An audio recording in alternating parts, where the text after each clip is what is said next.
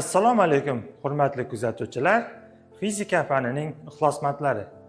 Bugun men sizlarga diodlar mavzusi bo'yicha amaliy mashg'ulot bajarib ko'rsataman.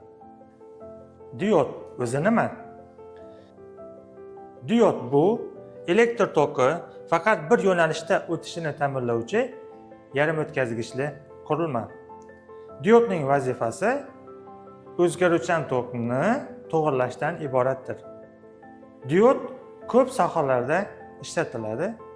Masalan, telefonni zaryadlash qurilmasi o'zgaruvchan tokni o'zgarmas tokka aylantirib beradi.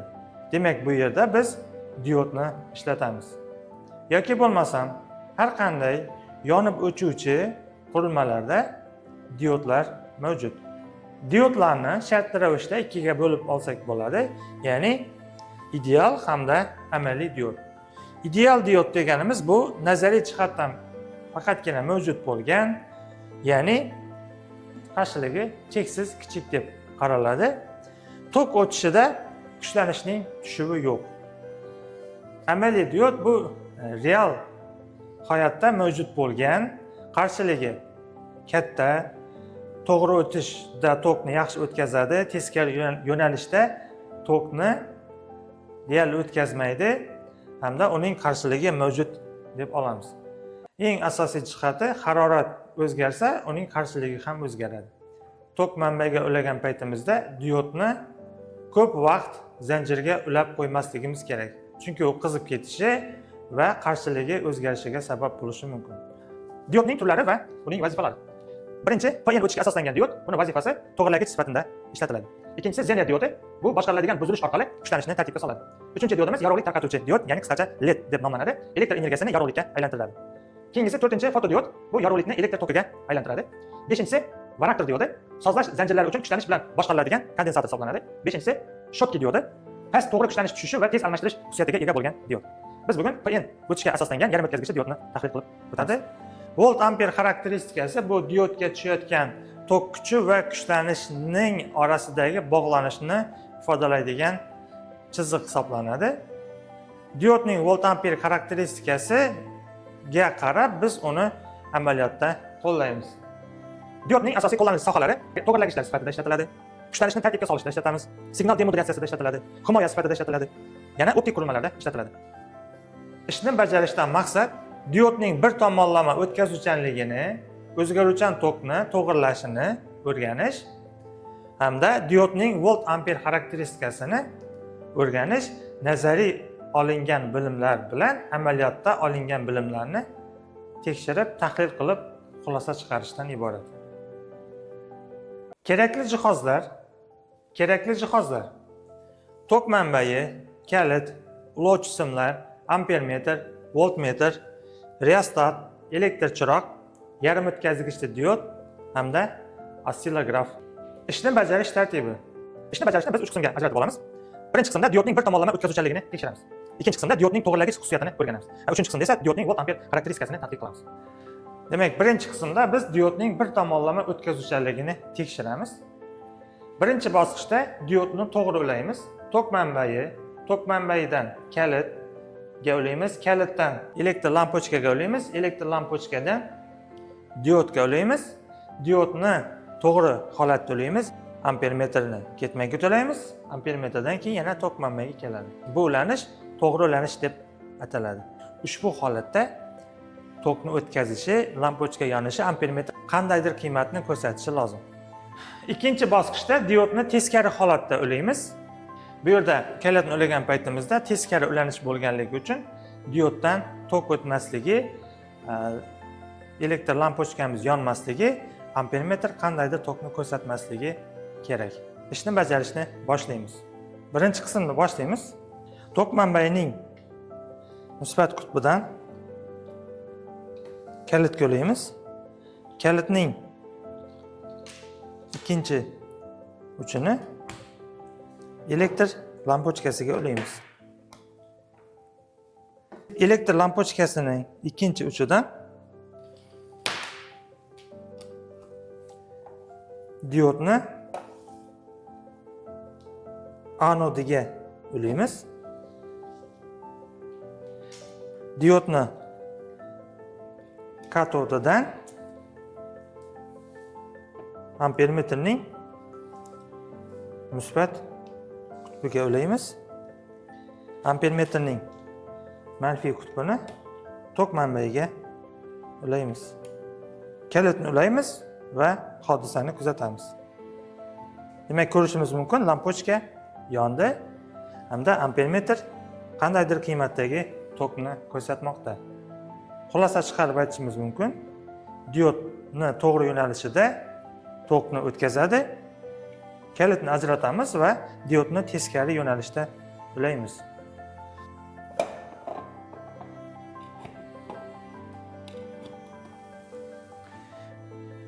Tok manbayining musbat qutbiga diodning katodini uladik.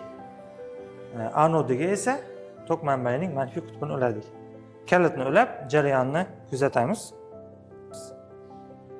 Demak, ko'rishimiz mumkin, ampermetr hech qanday tokni ko'rsatmadi, lampochkamiz ham yonmadi. Demak, diodimiz ushbu yo'nalishda tokni o'tkazmas ekan. Endi ikkinchi qismga o'tamiz. Ya'ni diodning to'g'irlash xususiyatini o'rganamiz. Birinchi holatdan boshlaymiz. Birinchi holatda manbani oscillografga ulaymiz. Ekranda sinusoidal to'lqin chiqishini kuzatamiz. Bu yerda tok manbayining o'zgaruvchan tok qismiga ulashimiz kerak.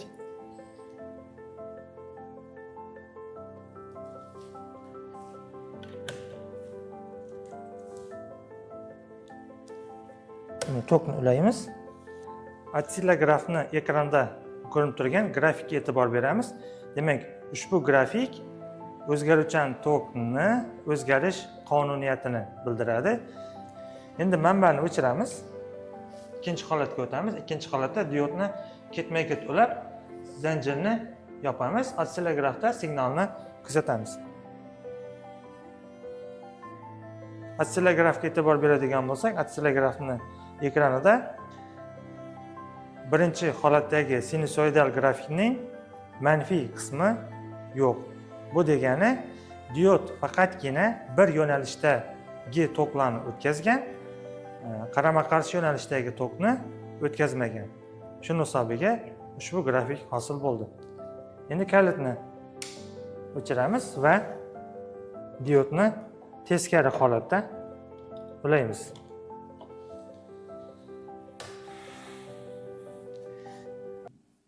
Demak, oscillografning ekranida ko'rishimiz mumkin. Ikkinchi holatda bajarilgan tajribadan teskari yo'nalishda grafik hosil bo'ldi. Ya'ni grafikni musbat qismi yo'q, manfiy qismi mavjud. Bu degani, diodimiz ikkinchi holatdagiga nisbatan teskari yo'nalishda tokni o'tkazmoqda, qarama-qarshi yo'nalishda esa tokni o'tkazmadi. Xulosa chiqarishimiz mumkin. Diod o'zgaruvchan tokni to'g'irlash sifatida ishlatiladi. Buni amaliyotda bajarib, tajribada ko'rdik. Uchinchi qismga o'tamiz. Diodning volt-amper xarakteristikasini o'rganamiz. Buning uchun quyidagicha elektr zanjirini yig'ib olamiz. Tok manbayi, tok manbayidan kalit, kalitdan reostatga ulaymiz. Reostatdan keyin diodga, undan chiqib ampermetrga va tok manbayining manfiy qutbiga ulaymiz. Diodga voltmetrni parallel holatda ulaymiz. Kalitni ulaymiz, ampermetr va voltmetrning ko'rsatkichlarini jadvalga yozib olamiz. Reostatning qarshiligini o'zgartirgan holda ampermetr va voltmetrning ko'rsatkichlarini yozib olamiz. Bunda tokni uzoq vaqt ulab turish mumkin emas, chunki diodni qarshiligi temperaturaga bog'liq bo'lib, tok o'tgan paytida diod qizishiga olib keladi va uning qarshiligi o'zgarib ketishi mumkin. Demak, ushbu holatda qarshilikni 8-10 marta o'zgartirib, dioddagi tok kuchi va kuchlanishning qiymatlarini yozib olamiz. Va ushbu olingan qiymatlar asosida diodning volt-amper xarakteristikasini chizib olamiz. Ishni bajarishni boshlaymiz. Tok manbayining musbat qutbiga kalitni ulaymiz. Kalitni ochiq holatda qoldiramiz. Kalitni ikkinchi uchini reostatga ulaymiz. Restotning ikkinchi uchini diodga ulaymiz. Bu yerda diodning to'g'ri yo'nalishiga e'tibor berishimiz kerak. Ya'ni tok manbayining musbat qutbiga anodini ulaymiz. Diodni katodini ampermetrning musbat qutbiga ulaymiz. Ampermetrning manfiy qutbini esa manbaga ulaymiz. Endi voltmetrni diodga parallel ravishda ulaymiz. Bunda ham tok manbayining musbat qutbiga voltmetrning musbat qismi ulanishi kerak. Elektr zanjirini yig'ib oldik. Endi esa ampermetr hamda voltmetrning o'lchash chegarasiga e'tibor berishimiz kerak. Demak, ampermetrimiz 3 amper holatiga ulangan, ya'ni 0 va 1 oraliqda 10 ta birlik bor. Demak, har bir oraliq 0.1 amperga to'g'ri keladi. Voltmetrimiz esa 3 volt holatiga o'rganamiz. 0 va 1 orasida 10 ta birlik bor. Har bir birlik 0.1 ga to'g'ri keladi. Elektr zanjirini yig'ib oldik. Endi quyidagi jadvalga kuchlanish va tok kuchini qiymatlarini yozib olamiz. Kalitni ulaymiz hamda ampermetr va voltmetrning ko'rsatkichlarini jadvalga yozib boramiz. Ampermetrimiz 0.5 amperni ko'rsatmoqda. Voltmetrimiz esa 0.78 voltni ko'rsatmoqda. Davom ettiramiz. Restotning qarshiligini o'zgartiramiz va jarayonni takrorlaymiz. Ampermetr va voltmetrning ko'rsatkichlarini jadvalga yozib olamiz. 2.98 amperni ko'rsatmoqda. Endi esa diodni teskari yo'nalishda tok o'tkazishini tekshirib ko'ramiz. Diodni qutblarini o'zgartiramiz va kalitni ulaymiz. Kalitni ulasak, voltmetr 1.4 voltni ko'rsatgan paytda ampermetr 0 ni ko'rsatib turibdi. Agar biz restotning qarshiligini o'zgartiradigan bo'lsak ham, demak voltmetr 2 voltni ko'rsatgani bilan, demak ampermetr deyarli 0 ni ko'rsatib turibdi. Xulosa chiqarish mumkin, teskari yo'nalishda diod deyarli tok o'tkazmas ekan. Ushbu tok kuchi va kuchlanishning jadvalidan foydalanib grafik chizib olamiz. Grafikni tahlil qiladigan bo'lsak, ushbu qismda tok kuchi keskin oshmoqda. Bu qismda esa bu yerdan boshlab bu yergacha, demak, ko'rishimiz mumkin, grafik chiziqliroq shaklga kiradi ekan. Oxirgi ikkita qiymatni qaraydigan bo'lsak, bu maksimal chegaraga yaqin qiymat hisoblanadi. Ko'rishimiz mumkin, demak, nazariy olingan bilimlar amaliyotda ham to'g'riligi isbotlandi. Muhokama uchun savollar.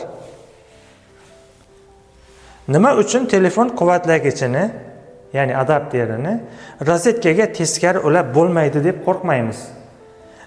Agar ichidagi diodlar bo'lmaganida tokning yo'nalishi o'zgarishi smartfoningizga qanday ta'sir qilgan bo'lar edi?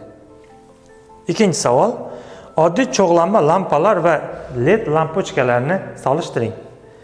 Nima uchun LED lampalar deyarli qizimaydi hamda ko'proq yorug'lik beradi? Energiya qayerga yo'qoladi? Uchinchi. Quyosh panellari kunduzi akkumulyatorni quvvatlaydi. Lekin kechasi quyosh yo'q bo'lganida akkumulyatordagi energiya panelga qaytib ketmaydi. Buning sababi nimada? To'rtinchi. Avtomobil generatori o'zgaruvchan tok ishlab chiqaradi. Lekin akkumulyatorni zaryadlash uchun o'zgarmas tok kerak. Agar generatordagi diodli ko'prik ishdan chiqsa, mashina akkumulyatori bilan nima sodir bo'ladi? Javobingizni izohlarda qoldiring. Xulosa qiladigan bo'lsak, diodlarning zamonaviy elektronikadagi muhim roli birinchidan asosiy poydevor hisoblanadi. Turli xil yechimlar mavjud. Ya'ni diodlarning xilma-xil turlari turli sanoat tarmoqlarida moslashtiriladigan yechimlarni yaratishga imkon beradi. Innovatsiyalar, doimiy innovatsiyalar diodlarning imkoniyatlari va qo'llanish sohalarini kengaytirishda davom qilmoqda. Texnologik rivojlanish, diodlarni tushunish yaxshi dizayn va texnologiya rivojlanishiga yo'l ochadi. Shuning bilan bugungi amaliy mashg'ulotimiz o'z nihoyasiga yetdi. E'tiboringiz uchun rahmat.